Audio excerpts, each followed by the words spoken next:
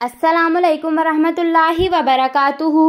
एक आलिम बाज़ार में लोगों को इबादत करने, अल्लाह ताला से रुजू करने और नेक काम करने की तबलीग कर रहा था, लेकिन लोग उसकी बात को गौर से नहीं सुन रहे थे।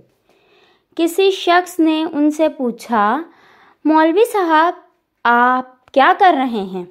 आलिम ने जवाब दिया, लोगों की अल्लाह से सुलह करवा रहा हूँ। पूछने वाले ने पूछा, कोई कामयाबी हुई? आलिम ने जवाब दिया, हाँ 50%। अल्लाह ताला बंदों की कोताहियाँ माफ़ करने के लिए तैयार है। अल्लाह फरमाता है, ये लोग सिर्फ़ एक बार मेरे सामने आ जाएं, मुझसे माफ़ी मांग लें, मैं इन्हें माफ़ कर दूंगा। लेकिन बंदे नहीं मान रहे। वो शख्स हंसकर चला गया। चंद दिन बाद उस शख्स ने उसी आलिम को कब्रिस्तान में बैठे हुए देखा। उसने पूछा, हज़रत साहब अब आप यहाँ क्या कर रहे हैं? आलिम ने जवाब दिया, मैं यहाँ भी बंदों की अल्लाह से सुलह करवा रहा हूँ।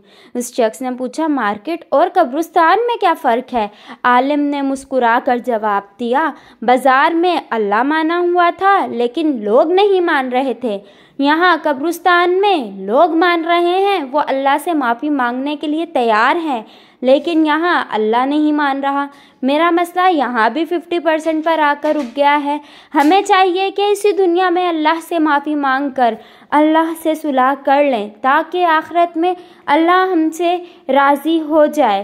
फ्रेंड्स, अगर स्टोरी अच्छी लगे तो चैनल को सब्सक्राइब करें, बेल आइकन को प्रेस करें। मिलते हैं नेक्स्ट वीडियो में। अल्लाह हाफिज़।